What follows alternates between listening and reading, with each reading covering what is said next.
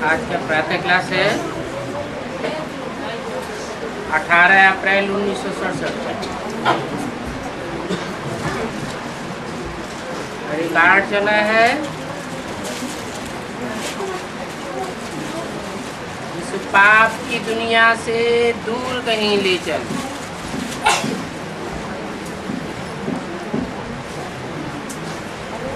बच्चों ने ये भक्तों का गीत सुना।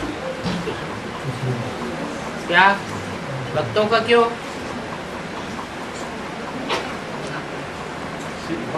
ज्ञानियों का गीत नहीं है।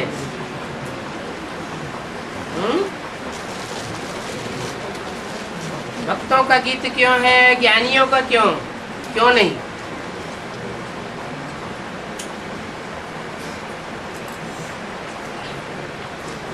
ज्ञानियों को इस पाप की दुनिया से दूर नहीं जाना है क्या? जाना तो है। फिर ऐसे क्यों कहा कि ये भक्तों का गीत है?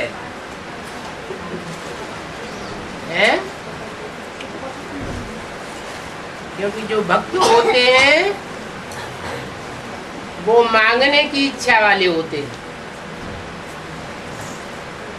और जो बाप के ज्ञानी तू आत्मा बच्चे हैं वो सब कुछ अपने पुरुषार्थ से लेते हैं।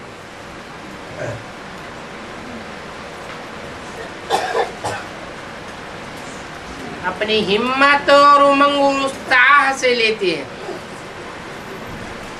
इसलिए कहा कि ये भक्तों का गीत है, इस पाप की दुनिया से दूर कहीं ले चल। तो मांगने की ना,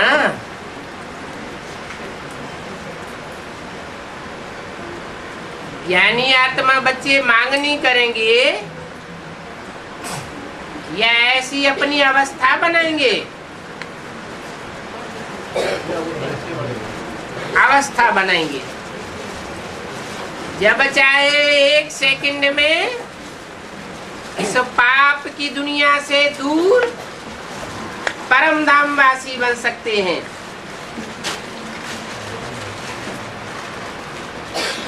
और जब चाहे इस दुनिया में साकार स्टेज में रह सकते हैं। एक सेकंड में साकारी, दूसरे सेकंड में आकारी और तीसरे सेकंड में निराकारी। ये साकारी, आकारी और निराकारी बनने की प्रैक्टिस एक सेकंड तक पहुंचनी। लेकिन किनकी? भक्तों की या ज्ञानियों की? ज्ञानियों की ऐसी अवस्था होगी।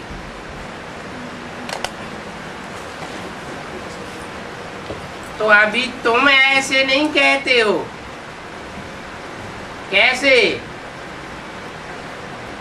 हे बाबा, इस पाप की दुनिया से हमको दूर कहीं ले चलो। नहीं कहते हो तो क्या करते हो?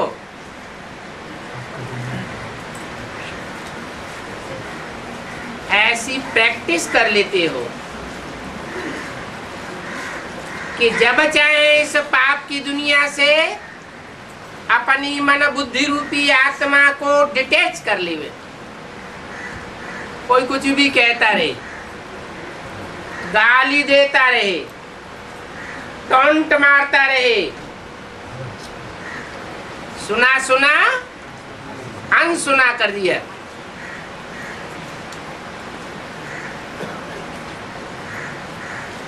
कोई कुछ भी उल्टा पलटा कर्म हमारे सामने करता रहे हमको दुख देने के लिए।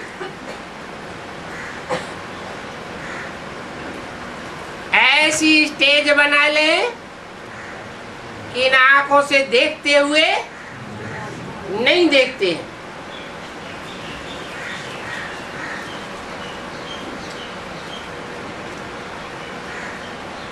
तुम तो कहते हो हमको ऊंचते ऊंच बाप मिला है।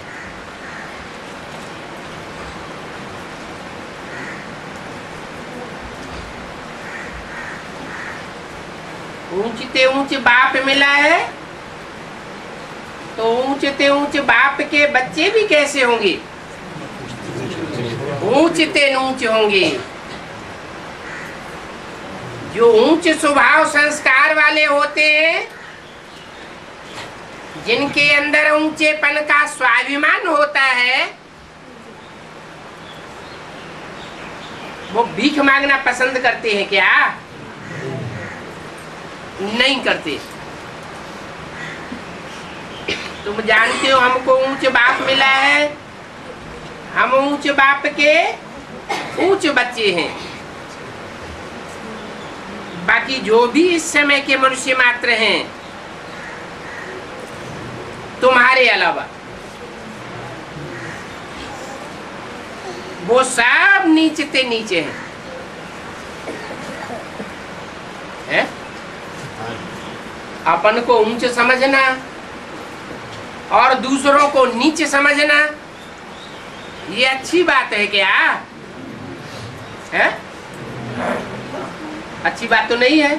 फिर भगवान के बारे में तो अच्छा है, भगवान के पाने के जो नशा है उसके लिए अच्छा है। हाँ, जिनको ये नशा होगा कि हम ऊंचते ऊंचे बाप के बच्चे बने हैं, ऊंचते ऊंचे बाप हमको मिला है, तो उनकी बुद्धि में समझ में ये आ जाएगा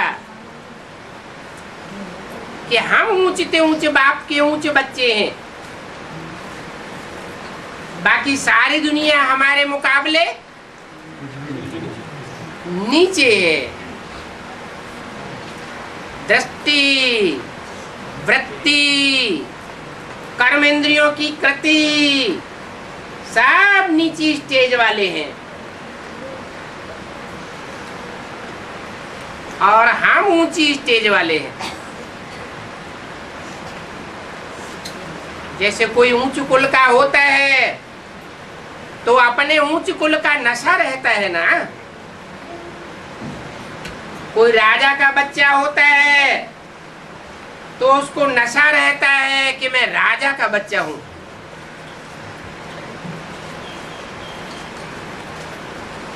तो तुम्हारी बुद्धि में है कि हम ऊंचते ऊंच बाप के ऊंच बच्चे हैं। जो ऊंच होते हैं अपने से नीचे वालों को मुख से नहीं कहते, सामने होकर मुख से नहीं कहेंगे कि तुम हमसे नीचे हो। ये सभ्यता के बरखिलाफ बात है, दूसरे को डाउन करने वाली बात है। ऊंच बाप का बच्चा ऊंची मेंटेलिटी वाला होगा, भला अंदर से समझता है, लेकिन बाहर से दूसरों को डाउन करने की प्रवृत्ति नहीं होगी।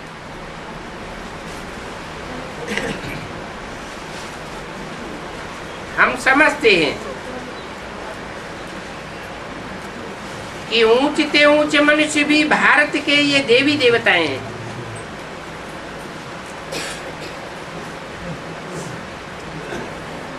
भारत ऊंचते ऊंच था,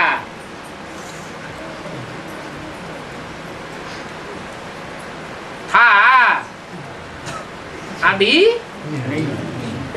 नहीं। इनकी महिमा है, किनकी? इसकी बात हो रही है, भारत की। तो भारत की बात हो रही है तो इनकी क्यों कहा, इसकी क्यों नहीं कहा? है भारत माता हाँ, जो लक्ष्मी नारायण की चित्र की तरफ इशारा किया। भारत की बात हो रही है और लक्ष्मी नारायण के चित्र की तरफ इशारा किया कि इनकी महिमा है सर्वगुण संपन्न, 16 कला संपूर्ण, संपूर्ण हिंसक, मर्यादा पुरुषोत्तम।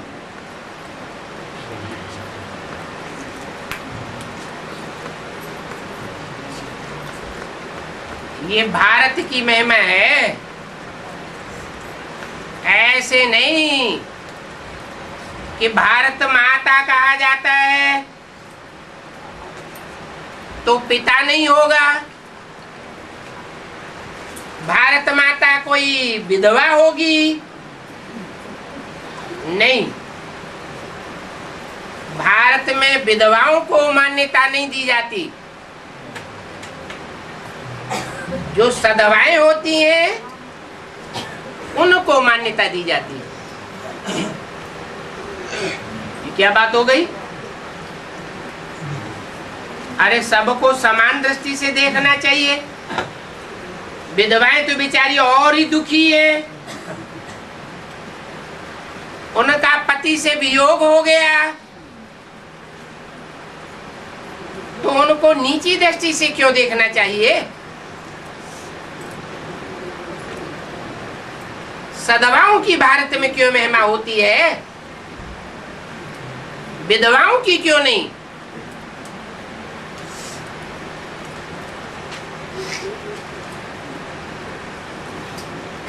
विदेशों में तो विधवाएं होती हैं, तो क्या करती है? पटाख से दूसरी शादी कर लेती है, सधवा बन जाती है।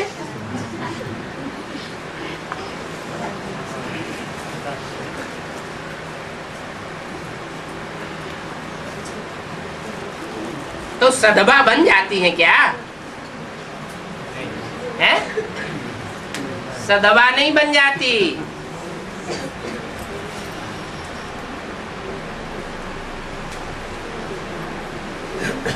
हमारी बुद्धि में है कि जो भारत में विधवा बन जाती है, पूर्व जन्म में उन्होंने कोई ऐसे खोटे कर्म किए हैं जिसके कारण उनका विछोह हो जाता है। बाकी सन्मुख बोलने की बात नहीं है, व्यक्तिगत किसी को बोलने की बात नहीं है।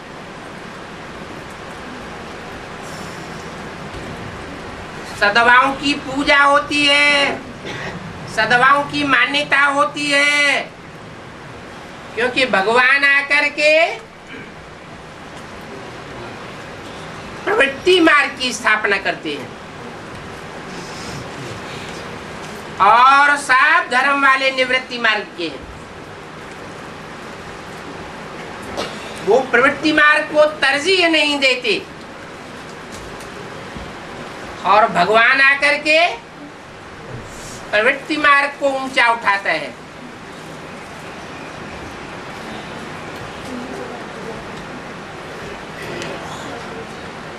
अब नीच मनुष्यों को ये भी पता नहीं है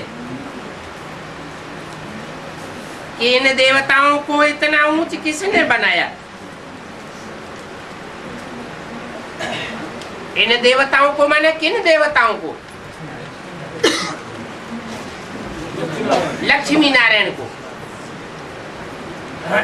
जिन लक्ष्मी नारायण की पूजा होती है, मंदिर बनते हैं, गीता में गायन है, नर से नारायण बने, नारी से लक्ष्मी बने।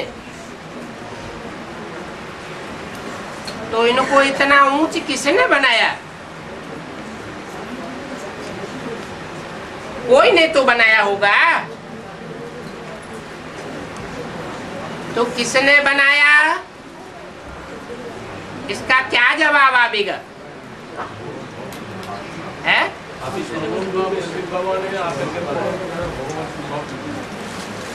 शिव बाबा ने बनाया या शिव बाप ने बनाया? कोई कहते हैं बाप ने बनाया, कोई कहते हैं शिव बाबा ने बनाया। साकार नहीं होना चाहिए, है बाबा ही होगा।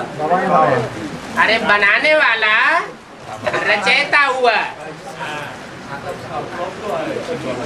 बनाने वाला रचयिता, और जो रचना बनी वो भी साकार होनी चाहिए। रचयिता भी साकार होना चाहिए।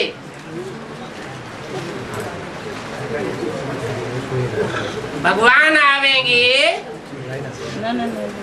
तो जरूर भगवान भगवती बनावेंगे।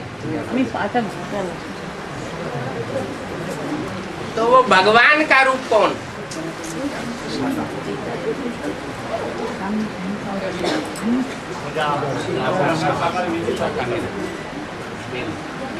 और भगवान ने जो भगवान भगवती बनाए वो कौन?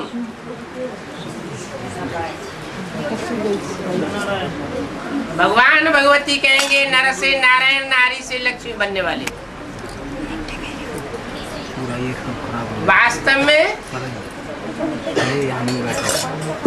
भगवान अकेला होता है, इसलिए कहा जाता है गॉड इज वन। दो नहीं हो सकते माता जी, नहीं तो दो को याद करना शुरू कर देंगे। दो को याद किया तो क्या घाटा हो जाएगा? हैं?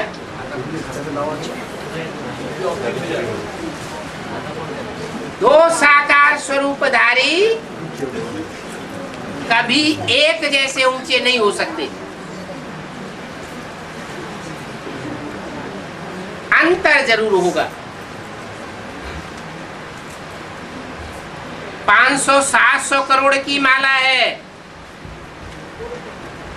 तो माला में तो नंबरवार ऊंचे और नंबरवार नीचे होते हैं।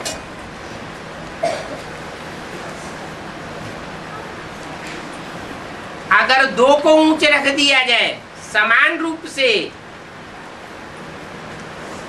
तो ये नहीं कह सकते कि ऊंचे ऊंचे बाप को याद किया।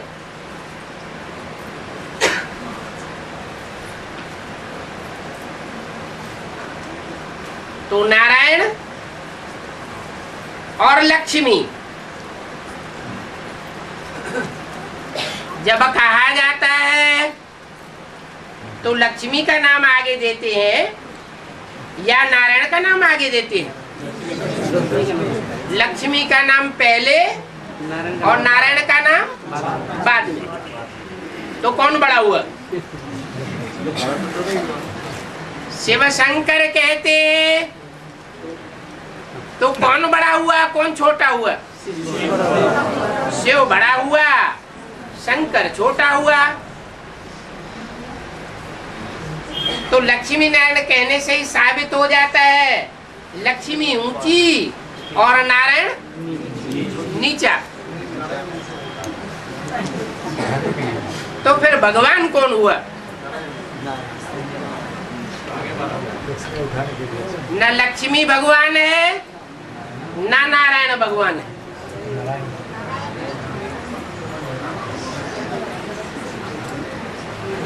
लेकिन नारायण तो भगवान समान होता है, भगवान एक तो सिद्ध।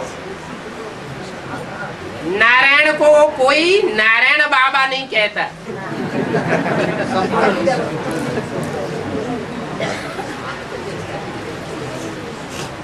सन्यासी भल कहते हैं दरवाजे दरवाजे पे जाकर के ओम नमो नारायण। हम नारायण को नमन करते हैं। उनके अंदर ये नमन करने के संस्कार संगम युग से पड़ गए। संगम युग की अंतिम स्टेज में उन्होंने रियलाइज कर लिया कि हम ऊंचे नहीं हैं, ये लक्ष्मी नारायण हमसे भी ऊंचे हैं।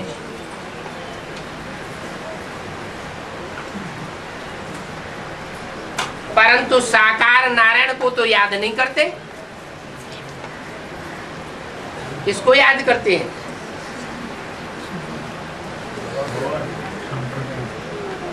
वो भी निराकार को याद करते हैं। निराकार का मतलब ये है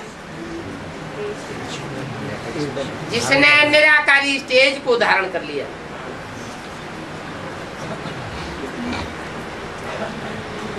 ऐसी निराकारी स्टेज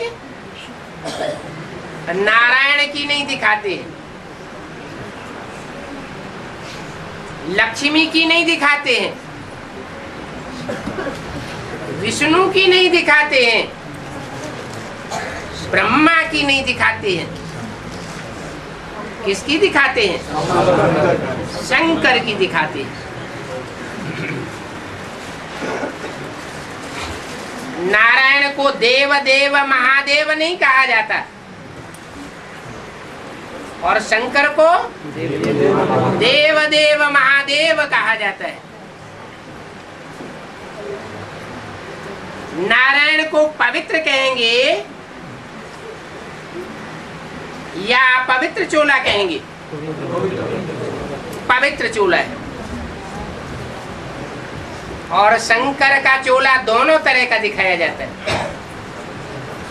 दाढ़ी मूछ वाला भी दिखाते हैं, मना पतितपना भी दिखाते हैं और पावन क्लीन शेप भी दिखाया जाता है।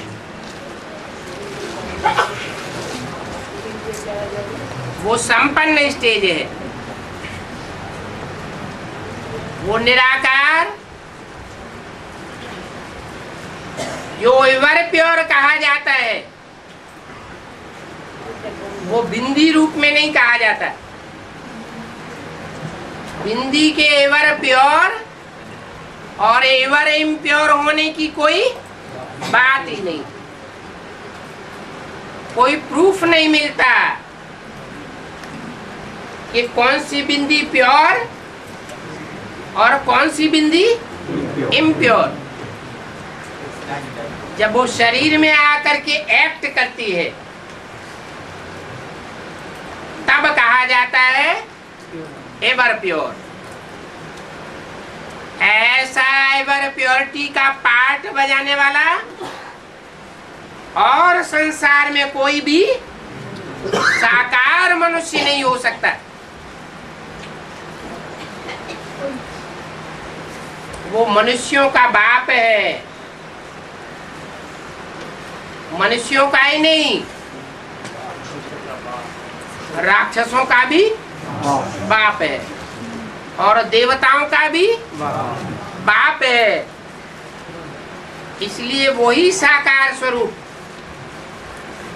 गॉड फादर कहा जाता है। और तब तक गॉड फादर कहा जाता है जब तक एक शिव सुप्रीम सोल उसमें प्रवेश है। साकार रूप में अकेला है,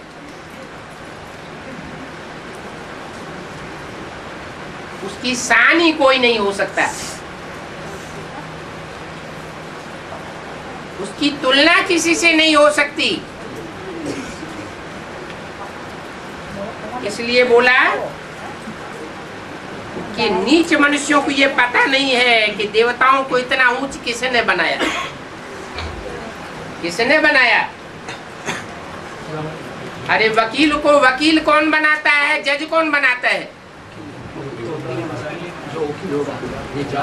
इंजीनियर को इंजीनियर कौन बनाता है? तो देवताओं को बनाने वाला कोई देवता ही होना चाहिए।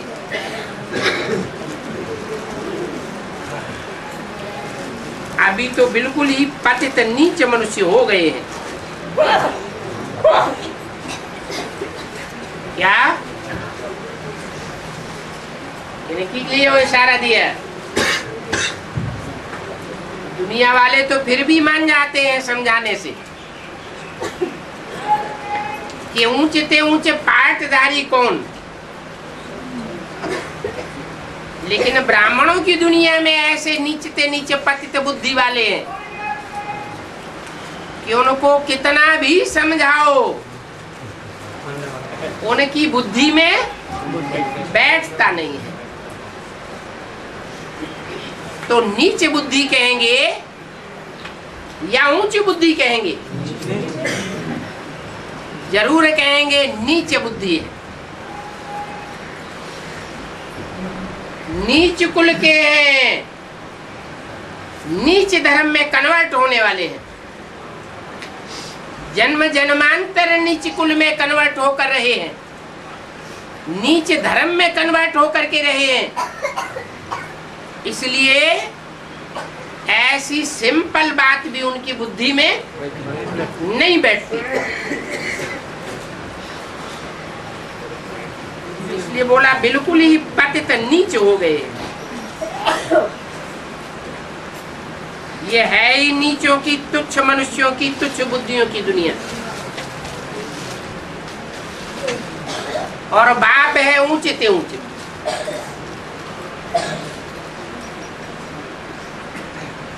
साधु संत आदि सब ऊंचे ऊंचे बाप की साधना करते हैं।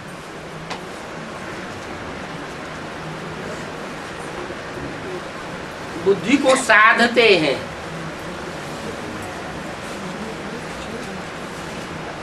इंद्रियों को साधते हैं। साधना माना है, साधना माना नीचे न गिरने पाए ऐसा प्रयास।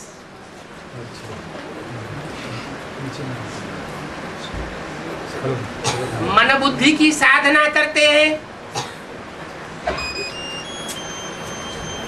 इंद्रियों की साधना करते हैं,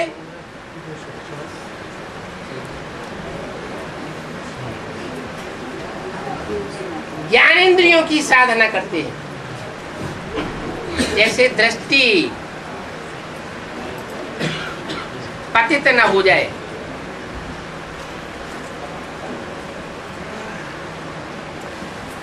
कहां तक दृष्टि और वृत्ति चंचलता से परे गई है।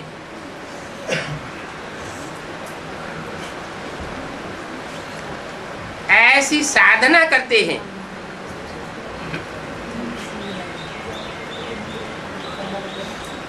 ऐसे प्रयास करने वाले साधुओं आदि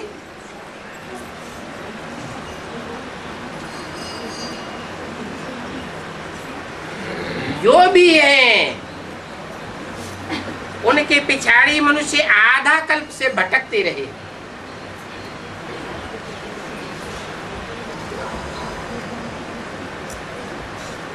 साधना करते हैं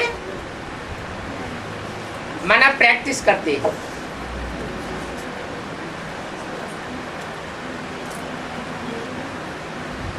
और तुम्हारी प्रैक्टिस ऑटोमेटिक हो जाती है। वो हठ योग करते हैं, उनके सन्मुख बाप होता नहीं, इसलिए हठ योग करते हैं। और तुम्हारे सन्मुख बाप होता है, इसलिए संग का रंग स्वतः ही लग जाता है।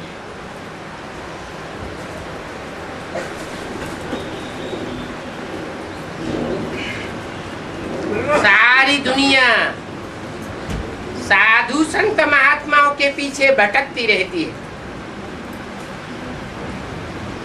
धक्के खाती रहती है, पीछे पड़ती है। और अभी देखो तुम्हारे पीछे कोई नहीं पड़ता।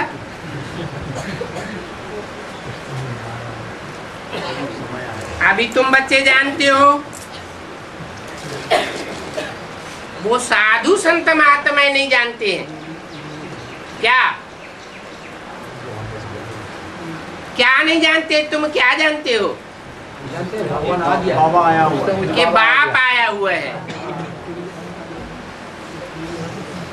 तुम्हारे में भी नंबरवार हैं, यानी कि बुद्धि में सदा काल बैठता है कि बाप आया हुआ है, सुप्रीम बाप।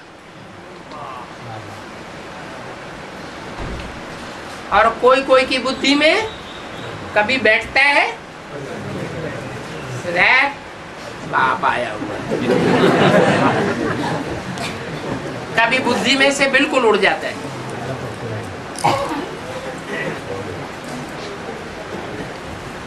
तुम्हारी बुद्धि में है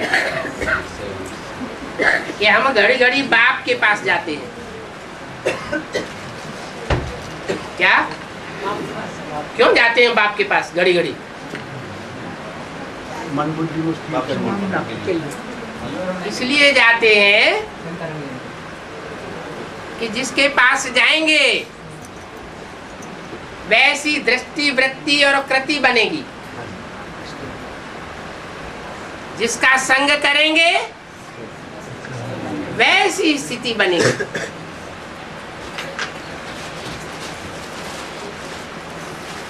तुम जानते हो कि बाप के पास जाने से उनकी श्रीमत पर चलने से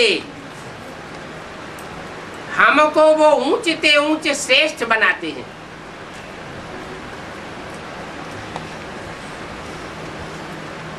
उनके पास जावेंगे, मन बुद्धि से जावेंगे, दृष्टि से देखेंगे, वाचा से बोलेंगे या कान से सुनेंगे, चलो टेलीफोन के द्वारा ही, तो भी सुख के सागर के संग से हमारी स्थिति क्या बन जाएगी? सुखमयी बन जाएगी, शांति महसूस होगी, क्योंकि तुम्हारी बुद्धि में है कि वो हमको श्रेष्ठ से श्रेष्ठ बनाते हैं। यहाँ इस दुनिया में है सबकी भ्रष्ट से भ्रष्ट मत।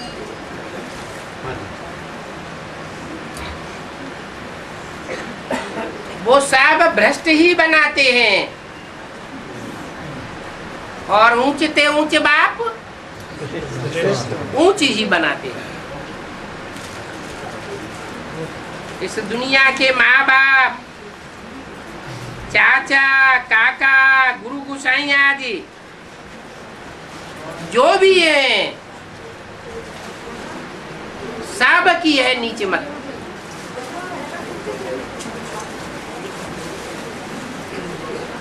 इसलिए बोला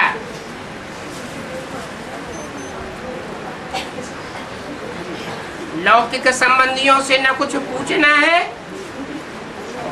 और न उनकी मत पर चलना है। पर ऐसे भी कोई बुद्धू है कि सोचते हैं बाबा ने तो कहा लौकिक संबंधियों की मत पर नहीं चलना है और न उनसे कुछ पूछना है, बस अपनी ही मत पर चल पड़ते हैं।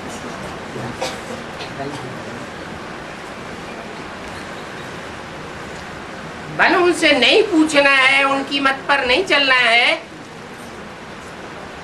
तो आखिरी चलना किसकी मत पर है?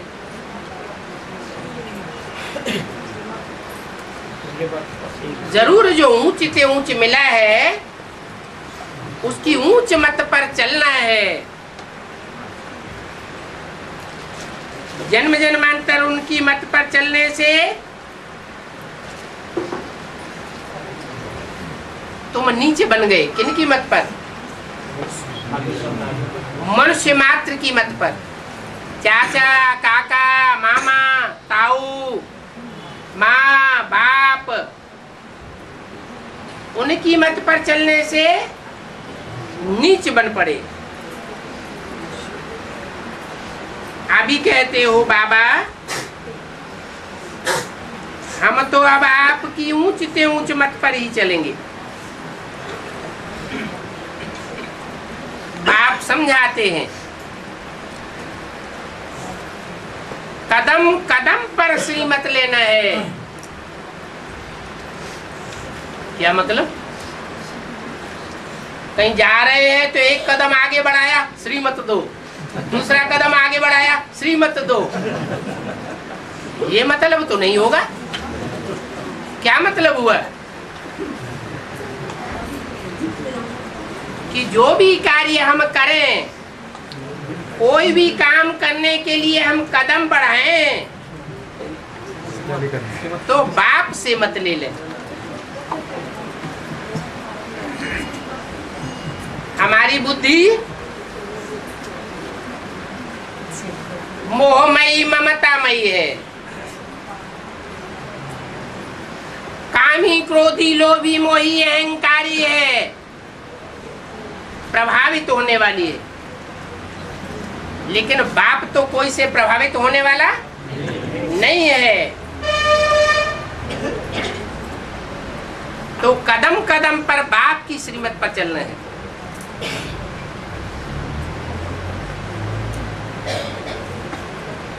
बाप समझाते हैं, इन गुरुओं आदि ने तुमको डुबोया है। रावण राज्य में जो भी मनुष्य होंगे सब रावण की मत पर तुमको असुर और दुखी बनावेंगे।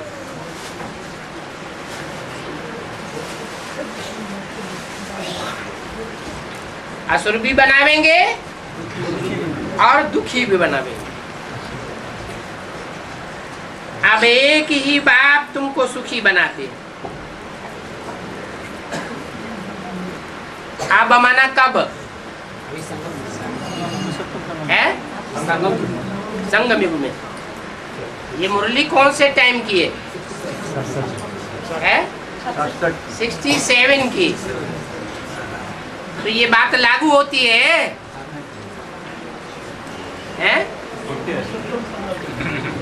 लागू होती है।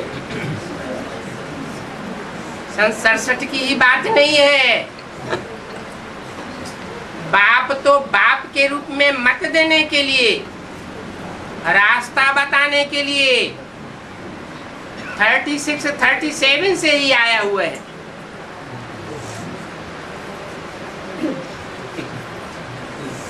पहचानने वालों ने पहचाना,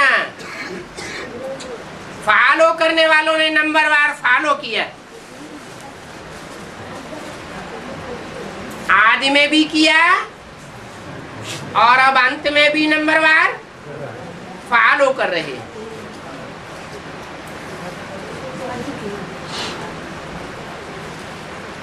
तुम्हारी बुद्धि में है कि रावण की मत पर तुच्छ बुद्धि बने हो।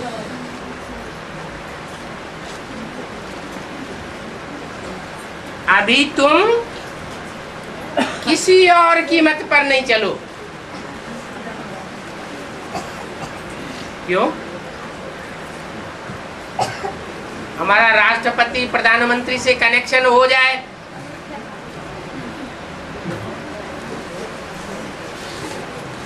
वो हमें बुला ले तो उसकी बात नहीं मानेंगे क्या? नहीं मानेंगे। हाँ? बाप से तो ऊंचा नहीं है। अच्छा, अमेरिका का राष्ट्रपति तुम्हें बुला ले है?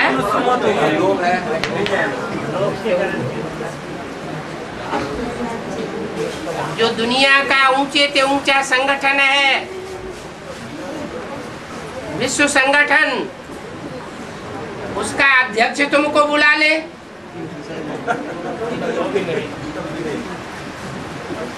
मुख से कहना तो बहुत सहज है।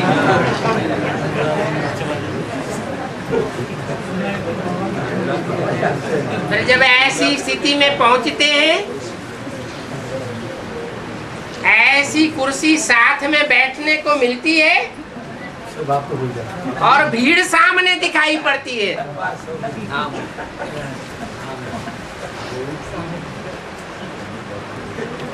तो भीड़ जिसके पीछे पड़ती है वो भीड़ माथा ही खराब कर देती है। जैसे यज्ञ की आदि में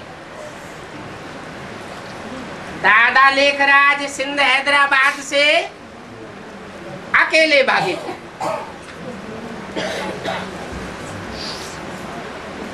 कराची के बंगले में जाकर बैठ गए।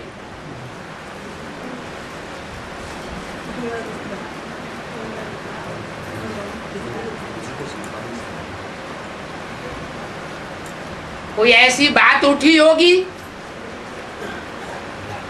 पवित्रता के ऊपर बखेड़ा हुआ होगा,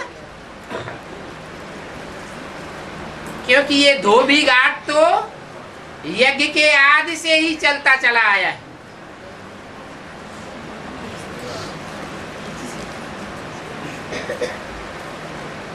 तो सिंध हैदराबाद के धनी मानी प्रतिष्ठित लोग जब पीछे पड़े,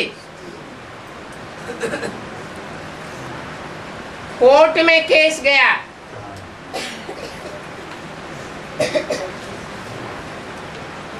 तो कौन ने मुकाबला किया और कौन भाग खड़ा हुआ? जो आदमी हुआ सो अंत में भी एडवांस पार्टी में होता है।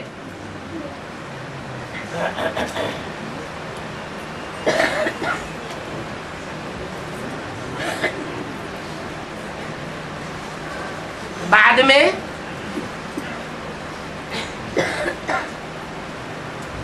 येन कैन प्रकारण जब सन 47 में हिंदू मुसलमानों का खून खराबा हुआ, तो धनी मानी और प्रतिष्ठित व्यक्तियों की जो कन्याएं, माताएं, बहुएं साथ साथ तालों के अंदर डाली गई थी, उन सब को मौका मिल गया, भाग खड़ी हुई। तो भागकर कहां पहुंची होंगी? हैं? प्रजापिता की तो बुद्धि में इतना ज्ञान नहीं था, वो तो पहले ही चला गया। फिर वो कन्या माताएं कहां पहुंची होंगी? कराची में पहुंची। और कराची में 300-400 की जब भीड़ इकट्ठी हो गई, तो नशा ही चढ़ गया। नशा चढ़ गया और शिव बाप ने प्रवेश कर लिया।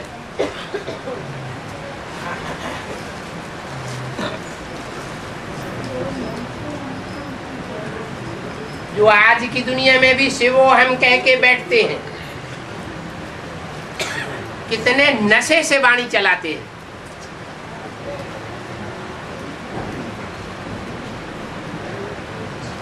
तो ये तो प्रैक्टिकल बात थी। शिव सुप्रीम सोल ने ब्रह्मा में प्रैक्टिकल में प्रवेश किया। बल बाप टीचर सतगुरु के रूप में प्रवेश नहीं किया, मां के रूप में प्रवेश किया।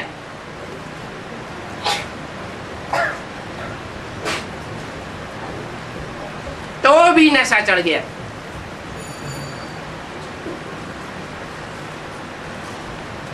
तो भीड़ और फॉलोअर्स रामकृष्ण जैसी आत्माओं का भी माथा खराब कर देते हैं।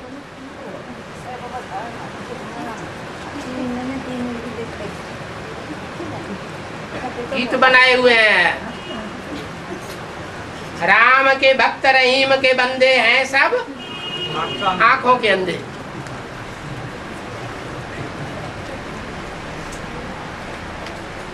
इसलिए बोला कि अभी तुम पक्का कर लो कि हम और किसी की मत पर नहीं चलेंगे, किसी की मत पर नहीं चलेंगे। माना ब्रह्मा के तन में शिव बाबा आता है,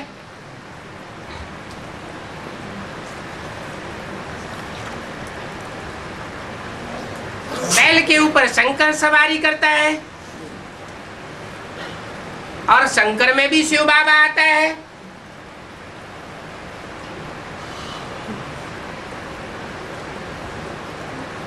तो रामकृष्ण किसी की मत पर नहीं चलेंगे क्या?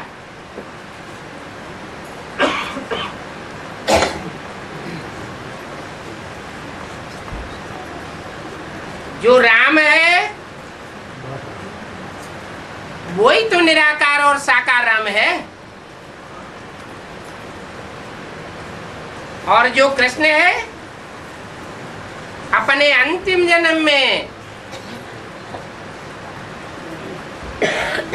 उसी में तो शिव बाप आते हैं।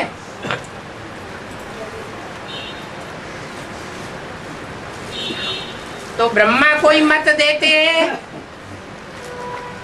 तो उस पर नहीं चलेंगे क्या है? ब्रह्मा की मत पर चलेंगे? ब्रह्मा श्री है,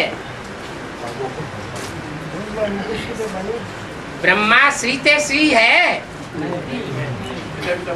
माना अलग से जब मत देते हैं तो श्रेष्ठ मत नहीं हो सकती, लेकिन जब वाणी चलती है उस वाणी को क्या कहेंगे? वेदवाणी। उससे ऊंचा कोई शास्त्र होता ही नहीं। वो असली ज्ञान की वाणी है। तो फिर गीता? गीता को ज्ञानामृत नहीं कहेंगे अभी। तो गीता भी कहां से निकली? गीता माता कहा जाता है तो कहां से निकली है? ब्रह्मा के मुख से निकली ना।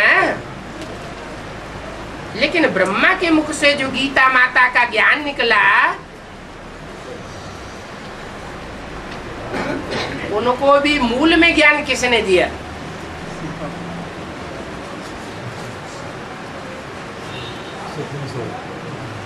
ब्रह्मा ब्राह्मण बना तो उसकी माता कौन और पिता कौन?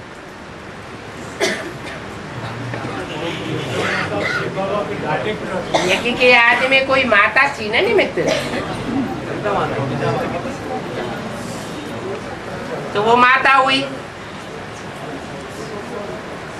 और माता थी तो पिता भी था।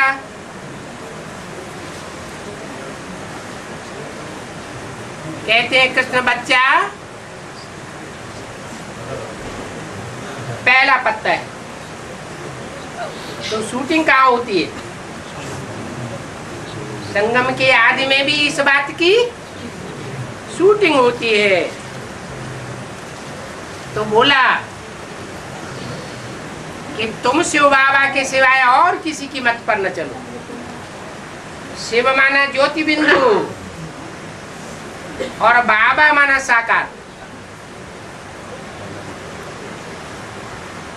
वो ज्योति बिंदु शिव जब साकार में प्रवेश करके बाबा अर्थात फादर या ग्रैंडफादर के रूप में संसार में आता है, उसको अगर पहचान लिया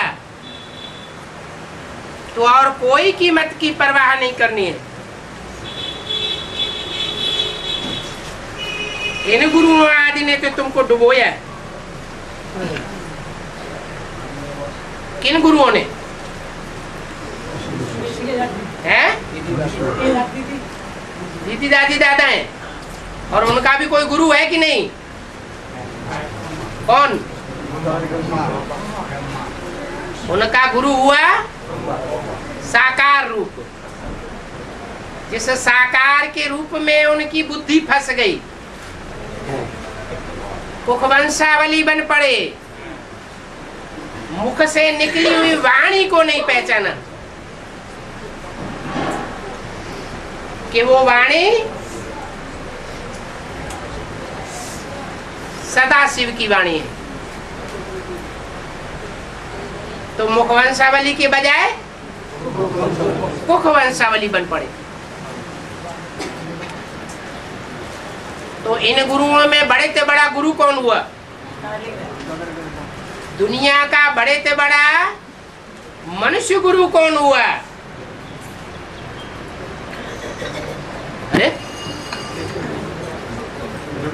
दुनिया का बड़े से बड़ा मनुष्य गुरु, जो पहला पहला नंबर मनुष्य गुरु है, वो कौन हुआ है?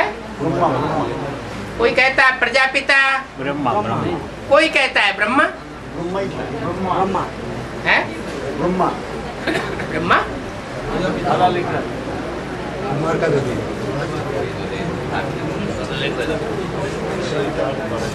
कुमार का दादी का भी कोई गुरु था? है? था कि नहीं था? तो बड़ा कौन हुआ? ब्रह्मा बाबा। बड़े से बड़ा देहधारी धर्मगुरु है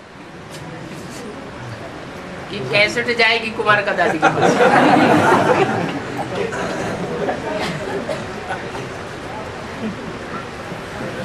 तो बड़े से बड़ा गुरु इस संसार का पहले से पहला मनुष्य गुरु ब्रह्मा हुआ। तो डुबोने वाला हुआ या उद्धार करने वाला हुआ? डुबोने वाला हुआ।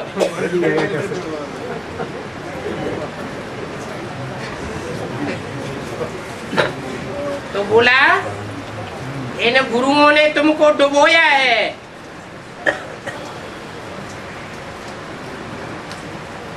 काय में डुबोया है?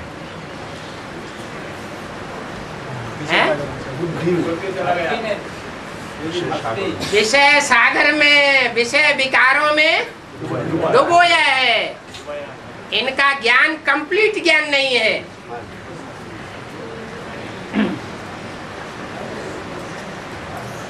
ये 100% सच्चा ज्ञान देने वाले नहीं है।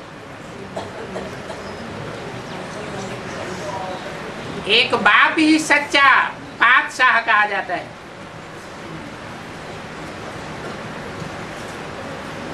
वो हमको सत्य रास्ते पर बताने वाला, ले जाने वाला है, सत्य धाम में ले जाता है,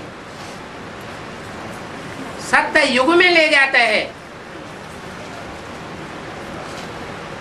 और मनुष्य मात्र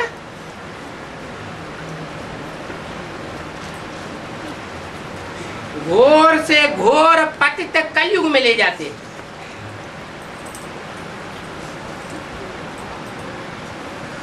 और सब हैं डुबोने वाले। एक है हमारी बुद्धि को उद्धार करने वाला। तो उस एक को पहचानना ये तुम बच्चों ने सीखा है, दुनिया वालों की बुद्धि में नहीं है।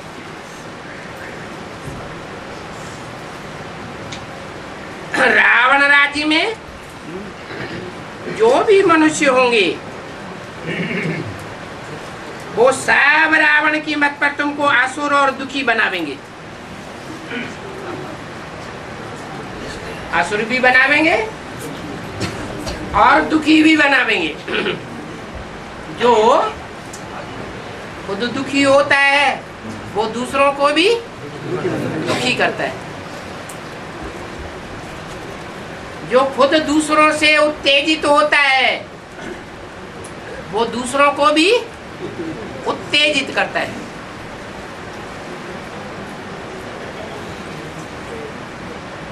बाप न दुख लेता है न दुख देता है। वो सुखदाता है,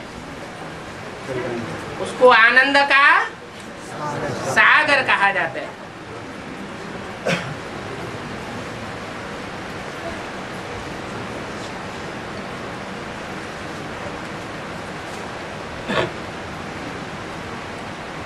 तो तुम पतित पावन बाप को बुलाते हो, जन्म जन्मांतर बुलाते चले आए, तो अभी भी बुद्धि में नहीं बैठता है। अभी भी डुबोने वालों के पीछे पड़ते हो।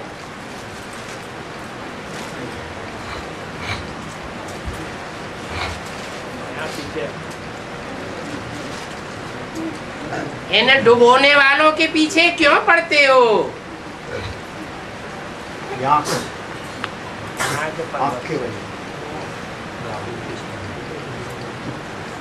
ये तो बेसमझ बुद्धि हो गई ना।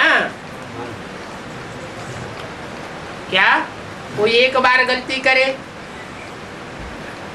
फिर दूसरी बार वही गलती कर दे, फिर तीसरी बार चौथी बार बार बार गलती करता रहे, तो उसको कैसी बुद्धि कहा जाएगा?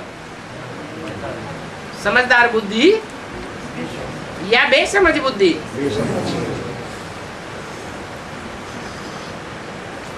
समझदार बनते ही नहीं है। बाप कितना समझाते हैं,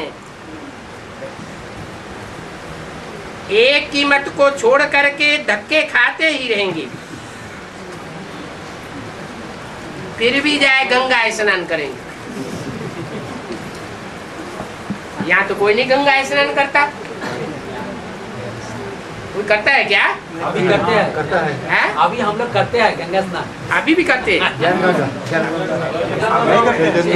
में करते हैं, चैतन्य ज्ञान गंगाओं में स्नान करते हैं। वो पतित पावनी है, बुद्धि में बैठा हुआ है, ज्ञान गंगा, ज्ञान गंगा बुद्धि में बैठा हुआ है। वो पतित पावनी है, जरूर है। हो गया कल्याण। उन पतित पावनी की बुद्धि को माया नहीं बरगलाती है? बरगलाती है।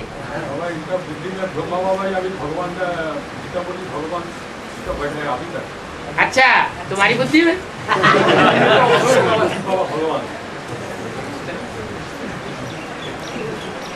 कितना धक्के खाते रहते हैं। गंगा स्नान करेंगे, गुरुओं के पास जावेंगे, बाप फिर भी कहते हैं वो गंगा या गुरु कोई पतित पावन थोड़े ही है।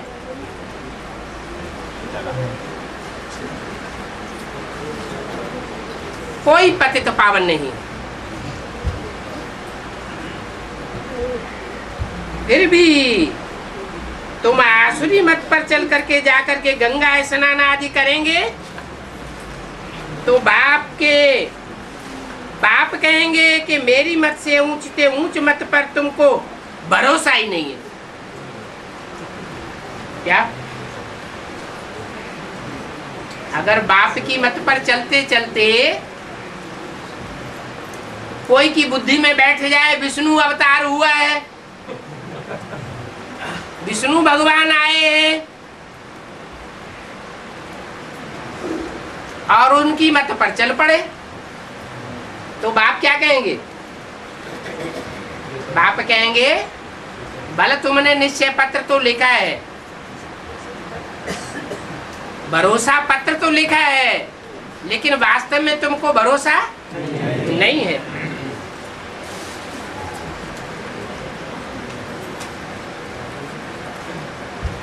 एक तरफ है ईश्वरीय मत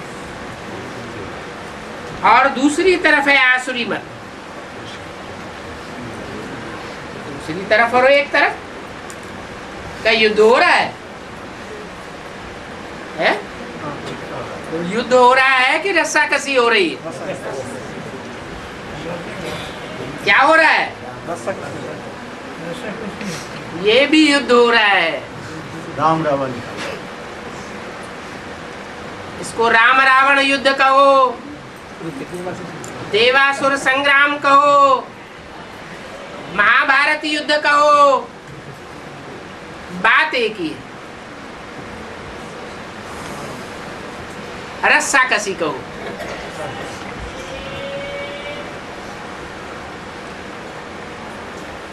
कभी असुर अपनी तरफ खींच लेते हैं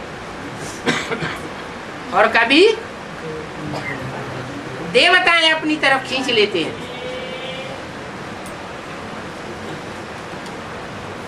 तो जो आसुरी मत पर चलते रहेंगे, आसुरी मत पर चलने के आदी हो जाएंगे, उनका हाल क्या होगा? क्या हाल होगा? जन्म जन्मांतर दुखी बनेंगे। हैं? जन्म जन्मांतर दुखी बनेंगे। हाँ, उनका हाल ये होगा कि डूबते ही रहेंगे। यहाँ डूबते हैं और वहां भी डूबते ही रहेंगे। जो डुबोने वाले धर्म है ना, उनमें डूबते उतराते रहेंगे। ओम शांति।